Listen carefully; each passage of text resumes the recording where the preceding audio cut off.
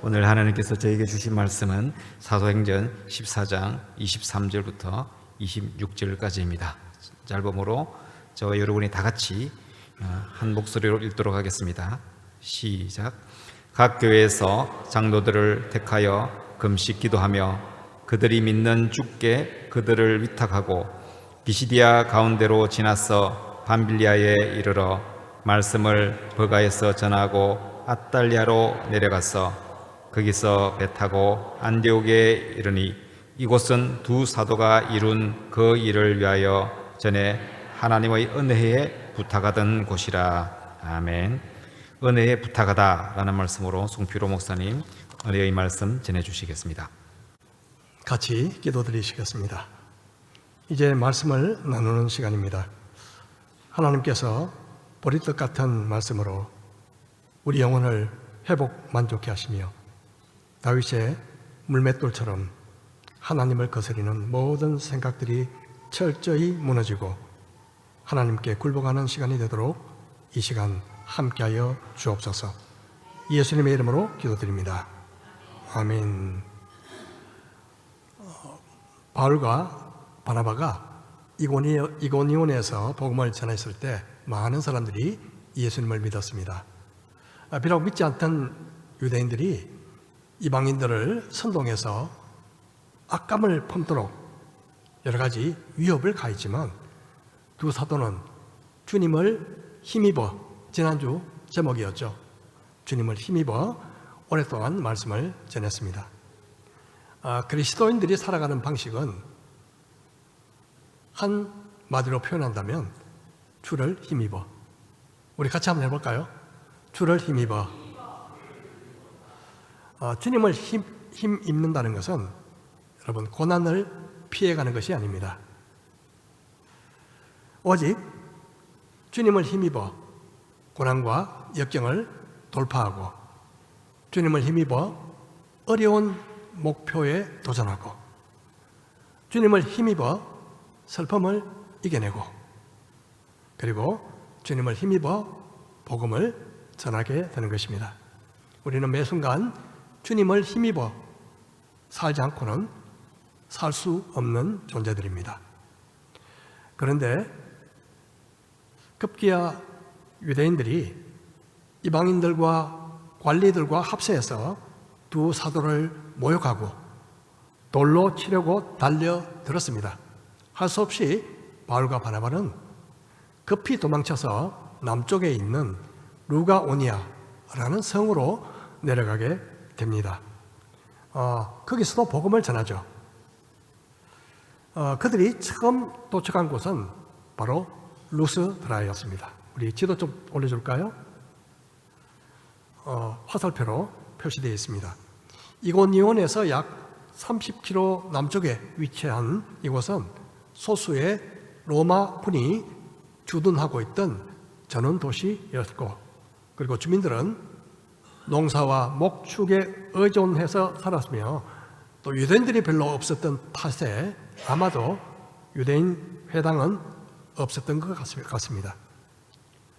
무엇보다 이곳은 앞으로 2차 전도행 바울과 바나바가 처음 출발할 때 그 합류할 바울의 영적 아들 디모데와 그의 어머니 바로 유니게가 바로 이곳에 살고 있었는데 아마도 바울과 바나바가 그곳에 머물 때 그들로부터 도움을 받은 것으로 추측이 됩니다.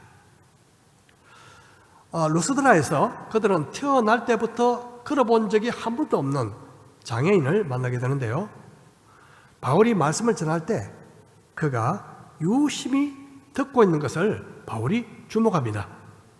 루스드라에 발을 쓰지 못하는 한 사람이 앉아 있는데 나면서 걷지 못하게 되어 걸어본 적이 없는 자라. 바울이 말하는 것을 듣거늘 바울이 주목하여 구원받을 만한 믿음이 그에게 있는 것을 보고 큰 소리로 이르되 내 발로 바로 일어서라 하니 그 사람이 일어나 걷는지라.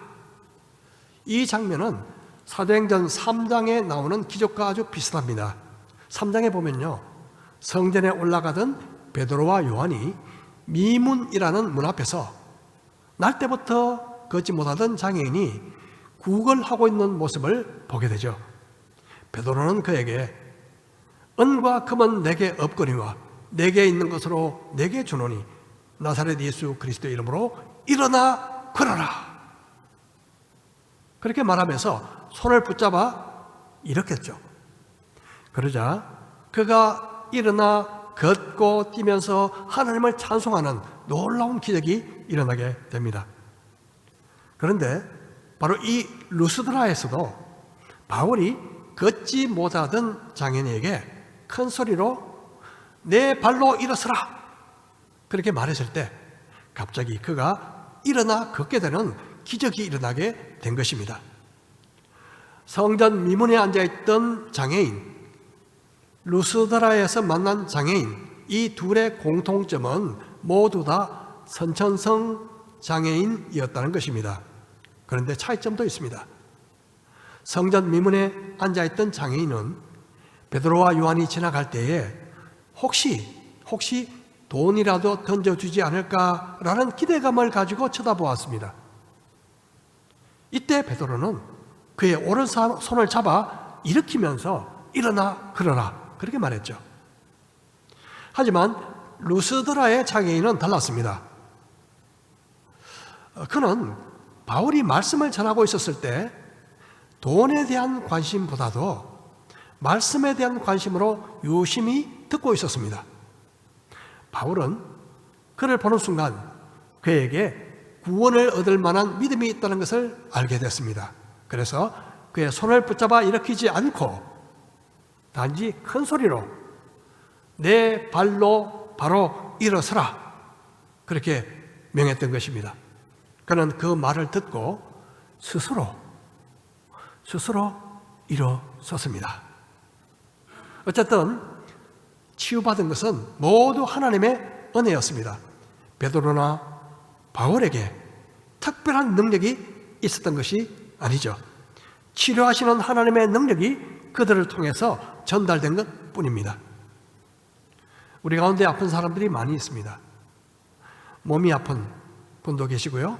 또 심적인 아픔 가운데 살아가는 분들도 많이 있습니다. 과거에 부모나 가까운 분들로부터 받은 상처, 그리고 살아오면서 겪었던 수많은 실패와 좌절, 주변 사람들로부터 받았던 오해, 배신, 그리고 자기의 죄나 잘못으로 인해 뒤돌아보고 싶지 않은 고통의 순간들이 아마 있었을 것입니다. 그리고 현재도 그런 고통을 겪는 분들이 있으실 것입니다. 그러나 우리는 이 모든 것을 감싸줄 사랑과 믿음의 공동체 안에 있습니다. 그래서 누군가의 아픔을 보고 함께 아파하면서 믿음으로 기도해 주는 분들의 기도로 치유되기도 하고, 어떤 경우는 본인의 믿음으로 치유되어 과거에서 벗어나기도 합니다. 어쨌든 하나님께서 베푸신 은혜지만 우리에게 중요한 것은 바로 말씀에 대한 믿음입니다. 나면서부터 한 번도 걸어본 적이 없는 그 루스드라의 장애인은 바울이 전하는 그 말씀에 귀를 기울이다가 믿음이 생겨나기 시작했고, 내 발로 바로 일어서라 하는 그 말을 듣자마자 바로 일어났습니다. 아무리 해결되지 않을 것 같은 어려움이나 그리고 시련을 만나 주저앉아 있거나 쓰러져 있을 때 하나님의 말씀에 대한 믿음이 생기면 일어날 수 있습니다. 날 때부터 장애인으로 살아왔던, 정말 도무지 가망이 없던 사람이 일어난 것처럼 말입니다. 사람은 떡으로만 사는 것이 아닙니다. 하나님의 말씀을 믿고 그리고 의지하면서 살아가는 것입니다. 말씀에 대한 믿음을 갖기 위해서는 말씀을 들어야 합니다. 말씀을 읽어야 합니다. 말씀을 공부해야 합니다. 말씀을 사랑하고 그리고 말씀을 가까이 하는 일에 우선순위를 두어야 합니다. 믿음은 저절로 하늘에서 뚝 하고 떨어지는 것이 아닙니다. 하나님의 말씀을 부지런히 듣고 읽을 때 내 안에 믿음이 생겨나는 것입니다. 그러므로 믿음은 들음에서 나며 들음은 그리스도의 말씀으로 말미암는 것입니다. 말씀에 대한 믿음은 때로는 기적을 보게 합니다. 제가 이전에 인생의 최대 위기를 겪은 적이 있습니다. 오랜 전 병원에서 일할 때인데 4대 독자인 5살 난 그 귀여운 아이가 수술 중에 의식 불명에 빠져버렸습니다. 당시 제 제자가 책임 맡은 환자라 결과적으로 제가 모든 책임을 안게 된 상황이 되었습니다. 그때부터 제게 일어난 그 어려움은 이루 말할 수 없습니다. 매일같이 찾아오는 가족과 친척들을 대하다 보면 정말 숨고 싶고 멀리 도망가고 싶었습니다. 만일 그 아이의 목숨과 제 목숨을 바꿀 수만 있다면 선뜻 그렇게 할 수 있었을 것입니다. 하지만 시간이 갈수록 더 악화되어 인공호흡기를 달아야만 하는 상태로 빠졌고 또 뇌 손상으로 말미암는 문제 때문에 사지가 온몸이 뒤틀리는 처참한 모습으로 바뀌기 시작했습니다. 병원에서는 어차피 살 수 없으니 큰 병원으로 옮겨 일단 손학비는 피해야 한다, 그런 말이 나왔습니다. 진퇴양난의 길에서 아슬아슬한 그 시간들이 흘러갔습니다. 그렇게 한두 달 지나는 동안 극적인 위험한 고비는 지났지만 상황은 좋아지지 않았습니다. 새벽 1시고 새벽 2시고 상태가 좋지 않다는 연락만 오면 차량 속도를 무시하고 전 속력으로 달려가곤 했고 매일 아침 눈을 떠 출근할 생각만 하면 정말 눈 뜨는 것 자체가 싫어졌습니다. 그러던 어느 날 아침에 큐티를 하는 도중에 이전에 암송했던 말씀이 갑자기 제 마음속에 생생하게 떠올랐습니다. 에레미야 예가 3장 22절 23절 말씀입니다. 여호와의 인자와 긍휼이 무궁하심으로 우리가 진멸되지 아니함이니이다. 이것이 아침마다 새로우니 주의 성실이 크시도소이다. 이것이 아침마다 새로우니. 이 말씀을 묵상하면서 제 마음에는 갑자기 믿음이 생기기 시작했습니다. 이런 생각이 들었습니다. 그래, 나는 망하지 않아. 아무리 상황이 좋지 않아도 진멸되지 않을 것이라고 말씀하셨어. 하나님의 인자와 긍휼이 무궁하시기 때문이야. 이 말씀을 생각하면 생각할수록 제 마음에는 두려움과 불안이 안개 끝이다 사라지고 대신 믿음과 평안과 확신과 소망으로 바뀌기 시작했습니다. 아침마다, 매일 아침마다 새로우니. 이날 아침은 정말 가장 가벼운 마음으로 출근했습니다. 상황은 전혀 바뀌지 않았습니다. 하지만 말씀에 대한 믿음이 생기면서 제 행동이 달라지기 시작했습니다. 그 다음날 어린이 성경을 사가지고 갔습니다. 아이의 부모는 믿는 신자가 아니었지만 양해를 구하고 매일매일 잠시 시간을 내어서 병실에 올라가 그 아이가 떴든지 못 떴든지 옆에서 성경을 읽어주기 시작했습니다. 그런데 어느 날부터 불빛에 반응이 없던 그 아이가, 불빛에도 반응이 없던 그 아이가 눈을 깜짝이기 시작한 것입니다. 그리고 시간이 지나면서 뒤틀어져 있던 몸이 조금씩 펴지기 시작했고 말을 알아듣기 시작했고 말을 하기 시작했고 글을 읽기 시작했고 드디어 일어나 걷기 시작했습니다. 그렇게 회복된 시간이 무려 2년이었습니다. 제가 말이 2년이죠. 여러분, 그 2년 마지막 퇴원하는 날 부모가 제게 와서 그동안 정말 고마웠다고 인사하고 갔는데요. 마지막으로 병원 내에 치과 진료를 그 아이가 받고 갔습니다.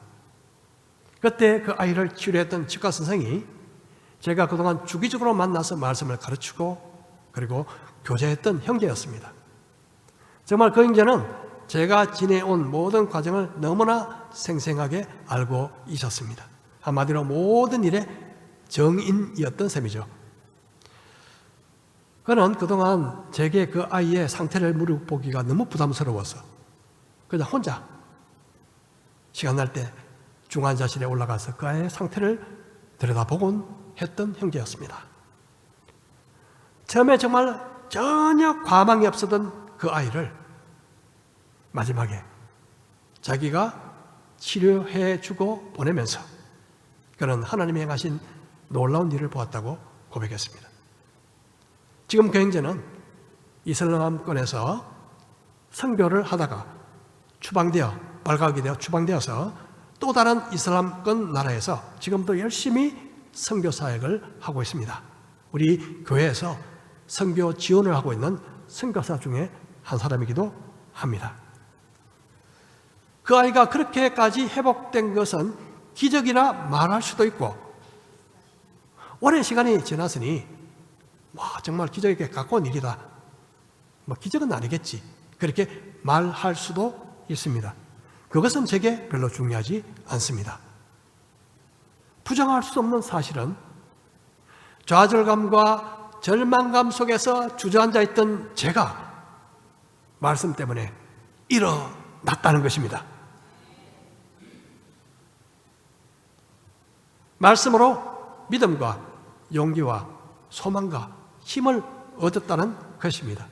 이것이야말로 제게는 기적입니다. 이것이야말로 제게는 기적입니다. 만일 하나님의 말씀이 없었다면 어떻게 됐을까? 시편 기자가 이런 고백을 했죠. 주의 종에게 하신 말씀을 기억하소서. 주께서 내게 소망을 가지게 하셨나이다. 이 말씀은 나의 고난 중에 위로라. 주의 말씀이 나를 살리셨기 때문이니이다. 뭐가 나를 살리셨다고요? 주님의 말씀이. 하나님의 말씀이 없었다면 저는 소망이 없었을 것입니다. 하지만 하나님의 말씀이 저를 살리셨습니다. 하나님의 말씀이 제게 믿음을 주셨고 절망으로 주저앉아 있던 제 영혼을 일어서게 만들었습니다. 마치 루스드라의 장애인처럼 일어서지 못했던 제 영혼이 말씀을 받고 믿었을 때 일어날 수가 있었습니다. 혹시 지금 고난 중에 주저앉아 계신 분이 계십니까? 주님의 말씀을 듣고 믿음으로 일어나 하나님을 찬송하는 역사가 있기를 주님의 이름으로 축복합니다. 자, 그런데요, 그 루스드라의 장애인이 치유되자마자 아주 뜻밖의 일이 일어나게 됩니다. 14장 11절, 우리가 바울이 한 일을 보고 루가오니아 방언으로 소리질러 이르되 신들이 사람의 형상으로 우리 가운데 내려오셨다 하여 바나바는 제우스라 하고 바울은 그 중에 말하는 자이므로 헤르메스라 하더라. 시외 제우스 신당의 제사장이 소와 화환들을 가지고 대문 앞에 와서 무리와 함께 제사하고자 하니 난생 처음 보는 기적을 목격한 무리들이 루가오니아 방언으로 제우스 신과 헤르메스 신이 사람의 형상으로 우리에게 오셨다 그렇게 소리 질렀습니다. 제우스와 헤르메스 이 신은요 라틴어로 주피터와 머큐리입니다. 주피터와 머큐리. 헬라와 로마 모두 다신교 문화였고 도시마다 수많은 신과 그리고 여신의 신전들이 있었습니다. 그중 제우스는 신들 중에 신들 중에 왕이었고 헤르메스는 신들의 대변인이었습니다. 아마도 처음에 바나바와 바울은 그들이 소리치는 그 방언을 알아듣지 못했을 것입니다. 그래서 제우스 신당의 이 제사장이 소와 화환을 가지고 제사하기 위해서 왔을 때 비로소 그들이 무엇을 하는지를 알아차렸던 것입니다. 그들이 바나바를 최고의 신 제우스로 여긴 것은 아마도 바나바가 풍채가 좋았던 것 같습니다. 그의 반면에 바울은 그렇지 않았던 것 같아요. 2세기에 익명으로 기록된 그런 기록에 의하면 바울은 작은 키, 대머리, 안짱다리, 그리고 눈썹이 서로 붙었고 매부리 코라고 묘사하고 있는데요. 정확한지는 모르겠지만 묘사 그대로를 믿는다면 바울은 추남에 가까웠다고 볼 수 있습니다. 그래서 바나바를 최고의 신 제우스, 그리고 이 바울을 신들의 대변인인 헤르메스 정도로 생각했던 것 같습니다. 그런데 왜 그들이 바나바와 바울에게 제사를 드리려고 했을까요? 그것은 그 당시 그 지방에서 내려오고 있던 전설을 알면 쉽게 납득이 됩니다. 어떤 전설일까요? 내용은 이렇습니다. 어느 날 제우스와 헤르메스가 이 루스드라 사람들이 어떻게 살고 있는지 궁금해서 남루한 나그네의 모습으로 변장해서 이 루스드라를 방문했다고 합니다. 자, 신화입니다. 이게 실제가 아니고요. 이 고대 헬라 신화에서는 신들이 올림푸스 산에서 내려와 인간들과 교류하는 이야기, 그런 신화적 이야기로 가득합니다. 하여간 그들이 동네 사람들의 집을 다니면서 묵을 집을 찾았지만 여러 번 박대당했고요. 겨우 가난한 빌레몬이란 노부부의 집에서 대접받고 지내게 됐죠. 그런데 그날 밤 큰 홍수가 마을을 덮쳐서 불친절하게 대하던 모든 사람들이 다 죽어버리고 빌레몬과 그 아내만 남게 되었답니다.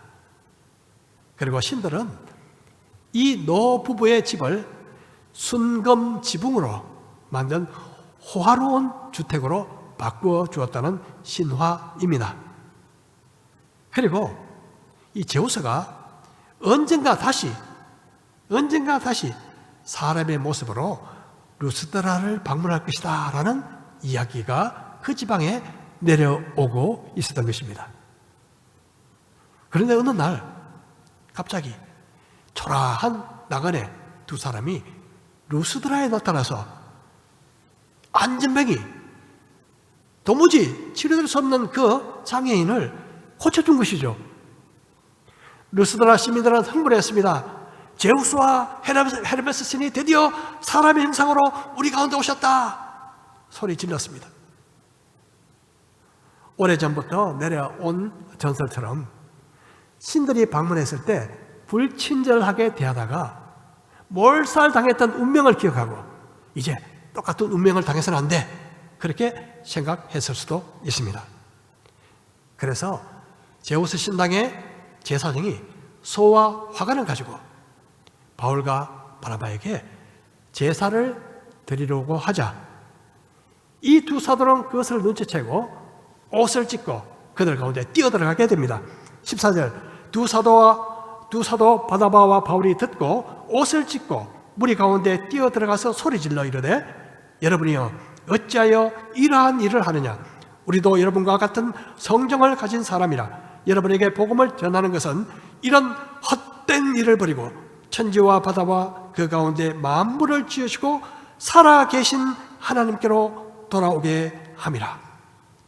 바나바와 바울은 그들의 행위를 불경스럽게 여기고 옷을 찢으며 달려가 소리 질렀습니다. 여러분, 왜 이런 일을 합니까? 우리도 똑같은 사람입니다.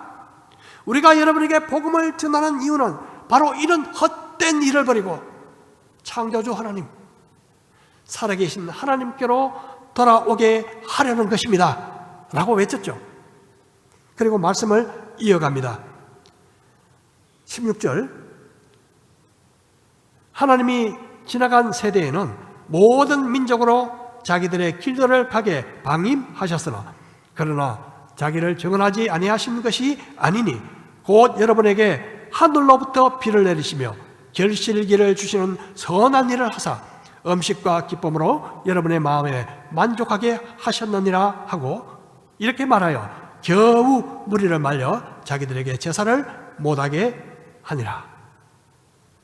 바울은 얼마 전 비시디아 안디옥 회당에서 복음을 전할 때는요, 이스라엘 백성들의 역사들을 언급하면서 말씀을 전했습니다. 이집트에 산 종살이, 출애굽, 그리고 다윗 왕 이야기를 하면서 결국 예수 그리스도께서 하나님이 우리 조상들에게 주신 약속의 성취라는 것을 전구했죠. 하지만 이 루스드라에서는 접근 방식이 달랐습니다. 왜냐하면 그들은 성경을 전혀 모르는 이방인들이었기 때문입니다. 그래서 바울은 하나님이 어떤 분인지 이야기합니다. 과거에는 당신들 마음대로 살아가는 것을 그냥 방임하셨지만 그 와중에서도 하늘에서 비를 주시고 음식을 주시고 기쁨을 주신 분은 하나님이시라는 사실을 말합니다. 진짜 하나님을 놔두고 헛된 신을 섬기는 헛된 일을 하지 말라고 바울과 바나바는 말합니다.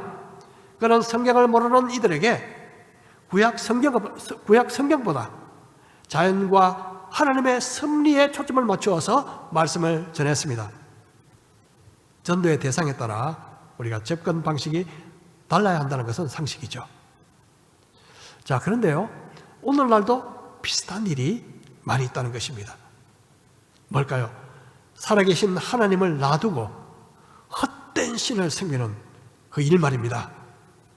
눈에 보이는 나무나 돌로 만든 신이 아니라, 그런 신뿐만 아니라 눈에 보이지 않는 마음의 신들도 있습니다. 그 중에 대표적인 신이 맘몬 신입니다. 바로 재물, 돈의 신이죠. 내 삶 가운데 하나님보다 더 중요한 것이 돈이라면 맘몬 신을 섬기고 있다는 것을 말해줍니다.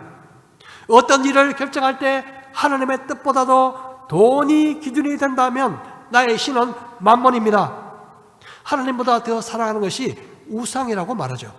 그것이 돈이든 명예든 쾌락이든 말입니다. 사람들은 하나님보다도 하나님이 만드시고 하나님이 주신 것들을 더 사랑하고 섬기는 헛일을 하고 있는 사람들이 많이 있습니다. 이런 헛된 일을 버리고 우리에게 선한 일을 하사 음식과 기쁨으로 만족하게 하시는 살아계신 창조주 하나님께로 돌아가야 하는 것입니다. 자, 바울과 바나바가 말씀을 전한 지 얼마간 시간이 지났을까요? 예상외로 아주 큰일이 일어나게 됩니다. 유대인들이 안디옥과 이고니온에서 와서 무리를 충동하니 그들이 돌로 바울을 쳐서 죽은 줄로 알고 시외로 끌어내치니라. 이전에 복음을 전했던 안디옥 그리고 이고니온에서 온 유대인들이요, 갑자기 나타났습니다. 그들은 무리를 충동질해서 돌로 바울을 쳤고 바울이 의식을 잃자 죽은 줄 알고 시외로 끌어내 던져버렸습니다. 사도 바울이 나중에 회상을 하는데요, 돌에 한 번 맞았다 그렇게 말한 적이 있는데 이 사건이 바로 이때를 말하는 것 같습니다. 조금 전에 어떤 무리는요, 신들이 왔습니다 하고 그들에게 제사를 지내고자 했지만 어떤 무리는 천하를 어지럽히는 이 사기꾼들아 하고 돌을 던졌습니다. 정말 군중들의 반응은 믿을 수도 없고 예측할 수도 없습니다. 성경은 바울이 돌에 맞아 죽었다고 말하지는 않습니다. 하여간 바울은 놀랍게 다시 일어났습니다.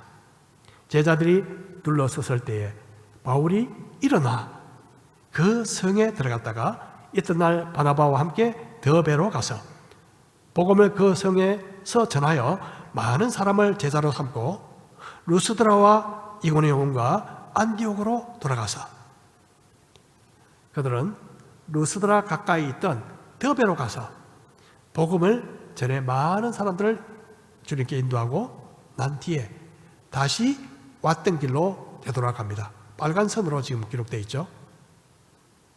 이 돌아가는 길은 바로 이고니온, 그리고 루스드라, 더베에서 루스드라, 이고니온, 그리고 안디옥이었습니다. 여러분 잘 보십시오. 그곳이 어디입니까? 그곳은 그들을 쫓아낸 곳이었습니다. 그들에게 돌로 치려고 했던 곳이었습니다. 아니, 정말 돌을 던졌던 곳입니다. 하지만 그들은 그곳으로 다시 돌아갑니다. 사도들은 돌아가는 곳마다 믿는 제자들에게 이렇게 건면합니다. 제자들의 마음을 굳게 하여 이 믿음에 머물러 있어라 권하고, 또 우리가 하나님 나라에 들어가려면 많은 환난을 겪어야 할 것이라 하고, 그들에게 믿음을 지킬 것을 권면하면서 하나님 나라에 들어갈 때까지 환난을 겪는 것은 필수다, 필수적이다, 그렇게 경고합니다. 여러분, 하나님 나라로 들어가는 길, 그 길은 꽃길이 아닙니다. 결승점에는 영광의 면류관이 놓여 있지만 가는 길은 십자가 길입니다. 특별히 그들은 떠나기 전에 장로들을 택해서 세우고 떠나는데요. 다시 말해서 교회를 세우고 떠난 것입니다. 23절, 각 교회에서 장로들을 택하여 금식기도하며 그들이 믿는 주께 그들을 위탁하고, 오늘 제목이 뭐죠? 주님의 은혜에 부탁하다. 맞습니까? 주께 그들을 위탁하고. 자, 그들은 금식기도하고 떠나면서 그 남겨진 영혼들을 주님께 위탁했습니다. 이제 가면 언제나 다시 올 수 있을까요? 기약할 수 없었습니다. 목숨을 다해 복음을 전하고, 그리고 주님께 돌아온 그 소중한 한 영혼들, 너무나 소중한 사람들이었지만 그들은 떠나야 할 때 마지막으로 주님께 그들을 위탁했습니다. 부탁했습니다. 이제 돌아가는 길이 계속 이어지죠. 비시다 가운데로 지나서 밤빌리아에 이르러 말씀을 버가에서 전하고 아달리아로 내려가서 거기서 배 타고 안디옥에 이르니, 이곳은 두 사도가 이룬 그 일을 위하여 전에 하나님의 은혜에 부탁하던 곳이라. 자, 오늘 마지막에도 그런 구절이 나오죠. 뭐라고요? 하나님의 은혜에 부탁했다.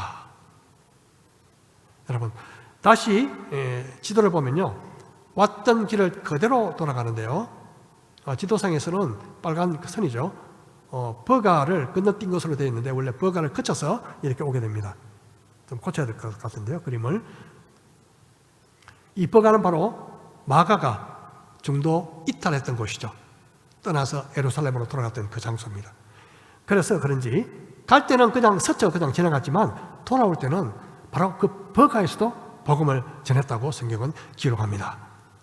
그리고 마지막 항구 아달리아에서 배를 타고 제일 처음 출발했던 출발지, 이방인 선교 본부 어디입니까? 안디옥으로 돌아가죠. 이제 드디어 대망의 제1차 선교 여행이 막을 내렸습니다.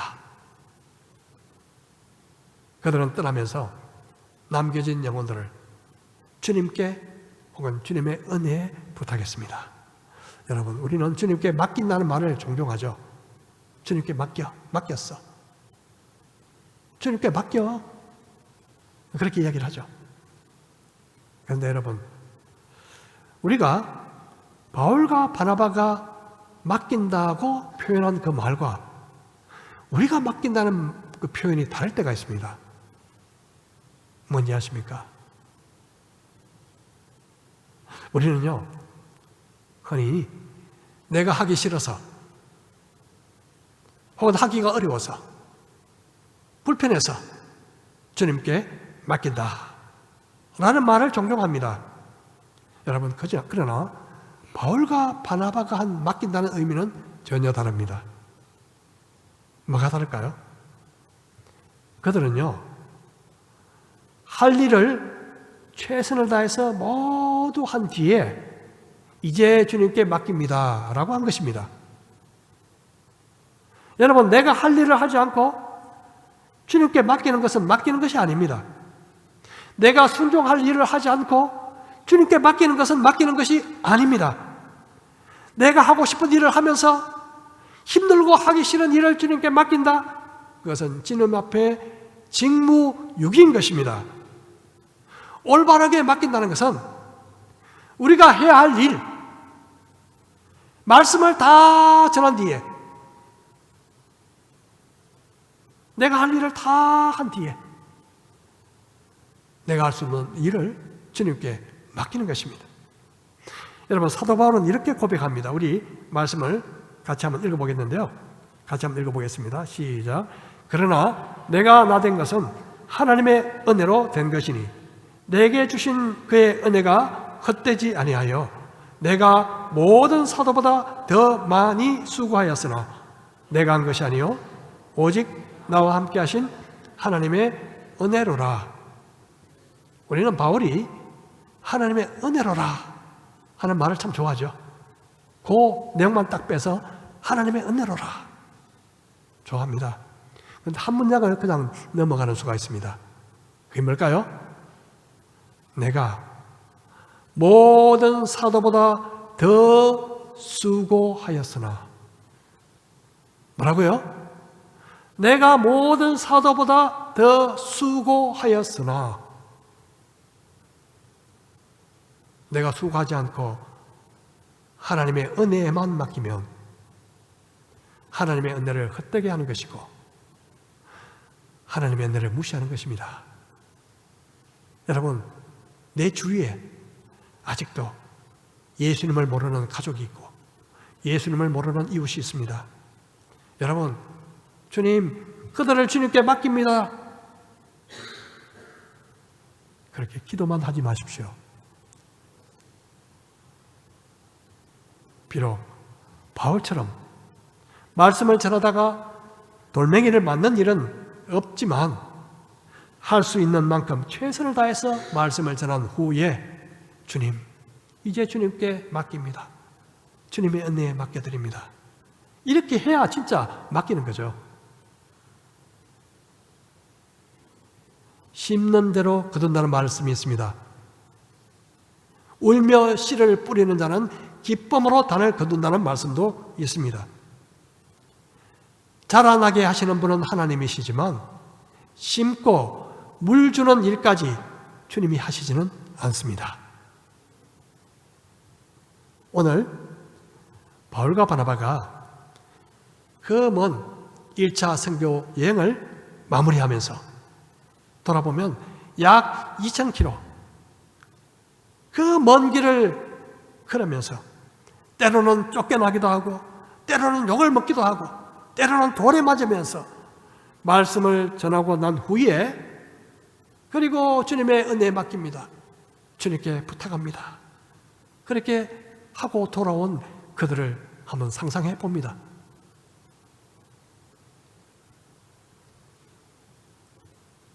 여러분, 왜 말씀을 전해야 합니까?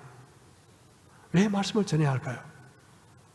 그 말씀은 마치 못 걷던 장애인이 일어난 것처럼 우리 영혼을 치유하고 우리 영혼을 이렇게 세우고 우리 영혼에게 소망을 주고 우리 영혼을 구원하고 우리 영혼을 변화시키는 능력이 바로 말씀에 있기 때문에 그렇습니다.